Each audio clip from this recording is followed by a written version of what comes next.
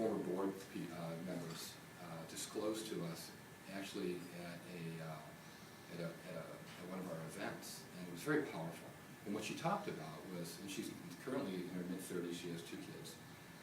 She was from Miami originally, and she went down to visit her parents like about 4 or 5 years ago. And while she was there, you know, just her, she just visited alone. She's talking to her parents, she's in her old house, and she looked at them, she said, "I can't come back here anymore." And they said, well why? What was wrong?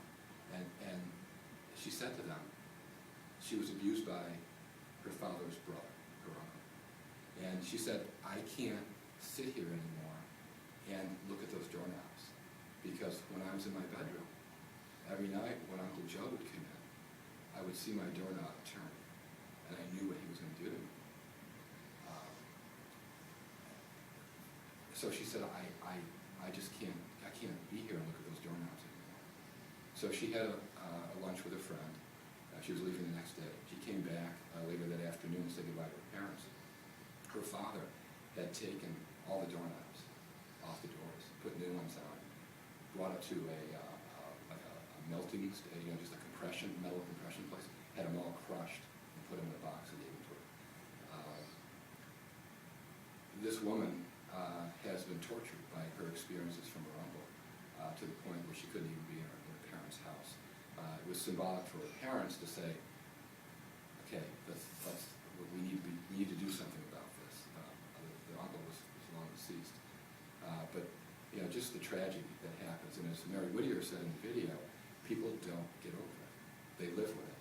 And what the CAC is attempting to do is to reduce that trauma and make it easier for the kids to be able to deal with their one place. So they're being taken care of, because obviously they weren't being taken care of when they were abused.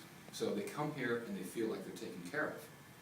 Promotes accountability, because that story that's told, and if you remember from the video, they get into an interviewing room, and on the other side there's a two-way mirror, two-way window, and the other side is the DA, the police, Child Protective Services, while the victim advocate is interviewing the child.